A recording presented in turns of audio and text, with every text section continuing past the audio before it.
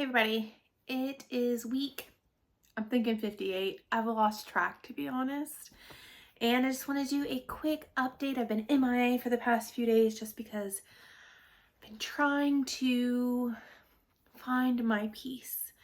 My hair looks crazy. We're gonna just embrace the curly hair today. This week has been really stressful for me. We still haven't resolved the issue with the company and them sending the money to the wrong place, despite the fact that it was not remotely our fault. So that's been kind of like hanging in the back of my mind. Then on top of that, I've really been putting a lot of stress on myself, trying to do a ton of things, trying to start so many things, and I don't know why, but this week I've really been missing Rosie. And it just seems like all the little small things have been really emotional this week. So all the little small things are just getting to me, and I'm probably gonna cry, and I'm sorry if I do. And so it's just been a really rough week. I think a few things have made this week just really bad. One, the beginning of the week, I felt just cruddy. The little one that we watched had, the sniffles and everything, and of course Scott and I got it. I felt really bad at the beginning of the week, and so we didn't get to go to the gym because I'm not gonna give other people the sniffles and go other places. And that affected me. And then I did do my morning mile because that is like a habit. Unless I'm deathly sick, I'm gonna do it. And the girls love it. And so I did that, but no gym, wasn't doing hiking, I wasn't doing biking, and being outside, it's a big part of my motivation, where I get my dopamine, I get my serotonin from. Plus, I'm backing off on my antidepressant. I'm down to only one pill. The one thing I can say I'm proud of is I renewed my antidepressant prescription for the last time that I ever will have to do it. So I'm excited about that. I'm actually very excited about that. All of that added up with the amount of stress I'm putting under myself of trying to do so much. I really, Ryu's up here panting, I'm sorry.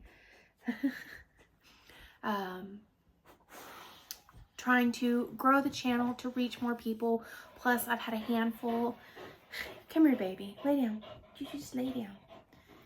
She's real huffy. Her necky hurts sometimes when she comes upstairs, so she's got to lay down and just pant it out.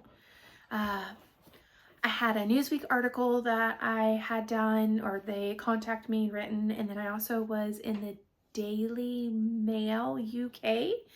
I also had, there's an Australian New Zealand magazine that's reached out that wants to do an article too.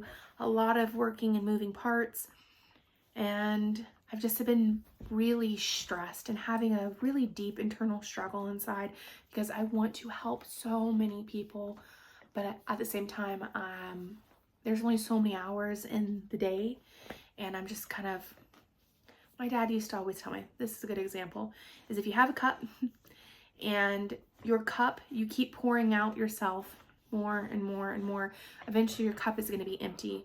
And that's what I've been doing, is I've been emptying my cup and kind of neglecting myself, as well as putting the pressure on of I need to be not perfect, but if I have any mistakes, it's like I'm letting you down, I'm letting the world down.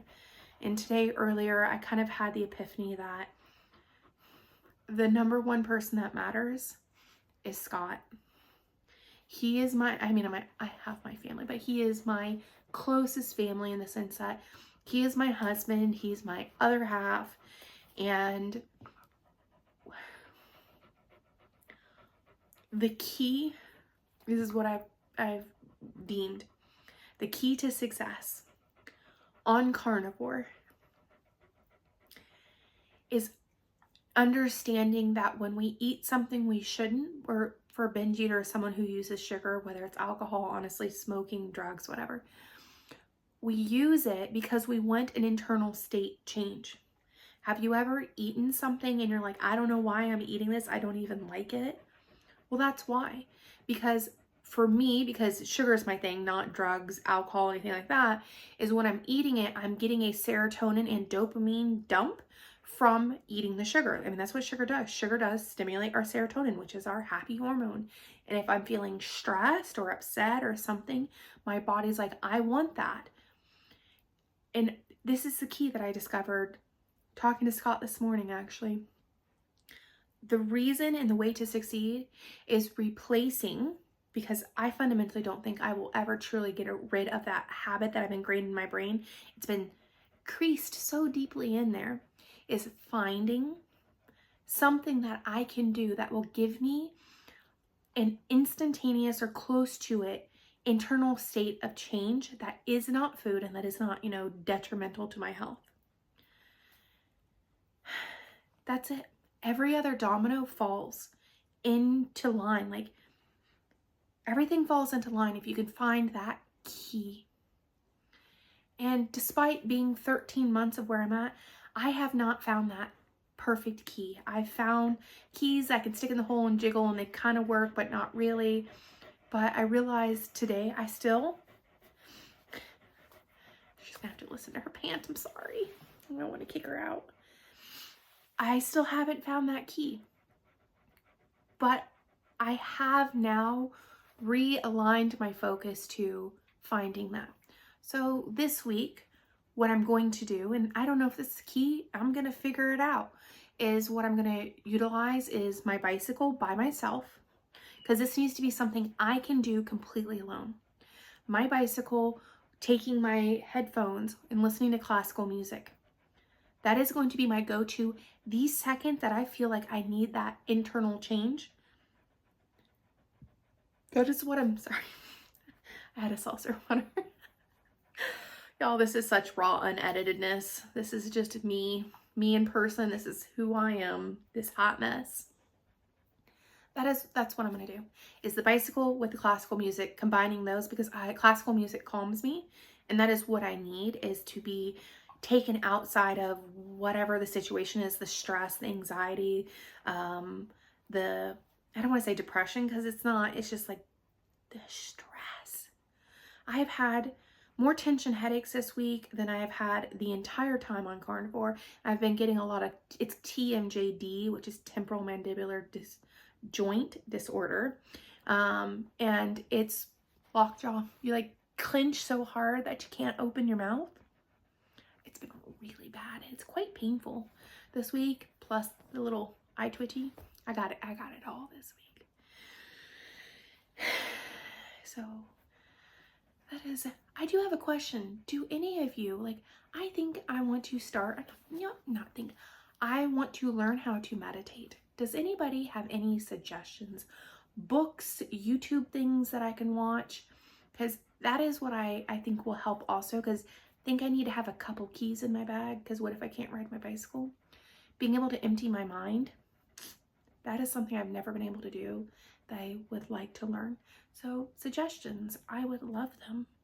And if you found your key to it, what is it? I would love to hear it, because you know what?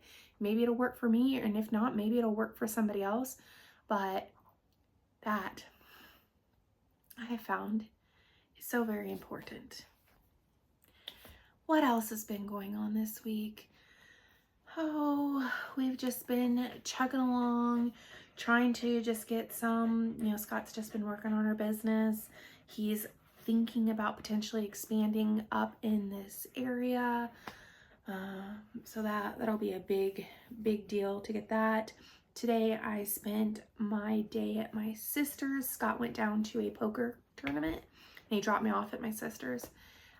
And we hung out, did a few things, then we hung, my brother-in-law has like a little gym in their garage, hung a mirror and then rehung it because it was too low on the ground.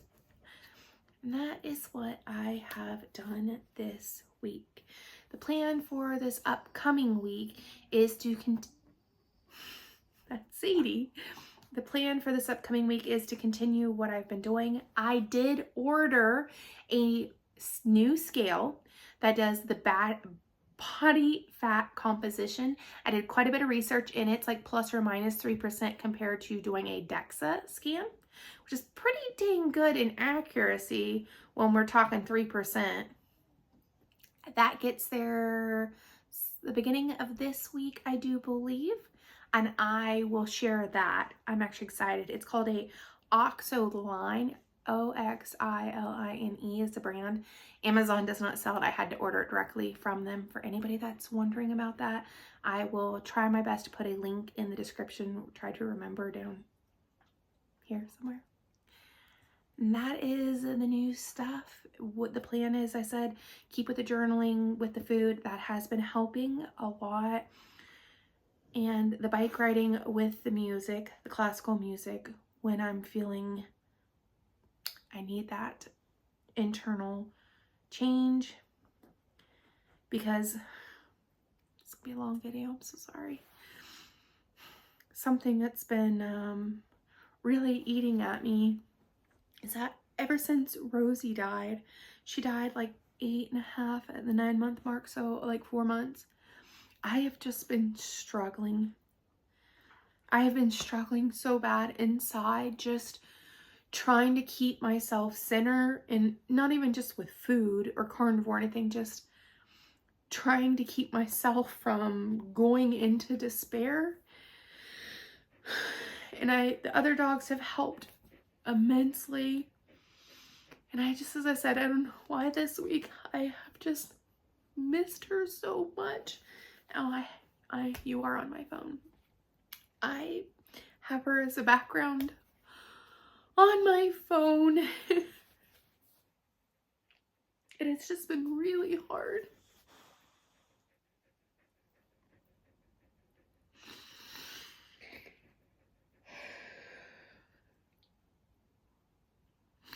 I've lost a handful of people in my life. And I know she was just a dog. Some of you are going to think I'm just crazy. But she was just such a big motivator with me in carnivore and kept me going.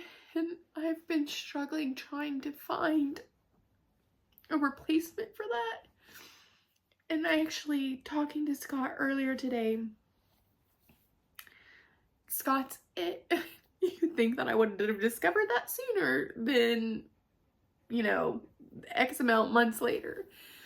But I realized something is when I went to the hospital, I remember very vividly still now looking over at Scott and just seeing the anguish and the fear. And I realized I had caused that. That my choices that I had made over the years, I had caused that, and how selfish my decisions were, that I cared more about in those moments fixing the discomfort I was feeling. And I wasn't just trading my future, but I was trading our future. And today, on the way down when he was dropping me off at my sister's, it kind of, I don't know, like just talking to him, I got back there that I realized it's like every time, it doesn't matter if I had a cracker, every time that I do that, I'm literally being selfish again, that I'm choosing that moment of feeling just a smidge different or no longer like uncomfortable or whatever it is, that to choose that over him. And how unfair for him to have to go through life feeling like your spouse is choosing food over you. Not that he said that. That was my interpretation if I was on the other end of this. And it just it hit me like a ton of bricks. Just about to cry. I'm very emotional this week. And I don't ever want to be that. I don't ever want to consider myself that kind of person that is willing to put myself constantly first in trading our future for just 2 seconds of now. And so that's where I'm at right now. Feeling, I feel, I don't know, lighter for some reason. Just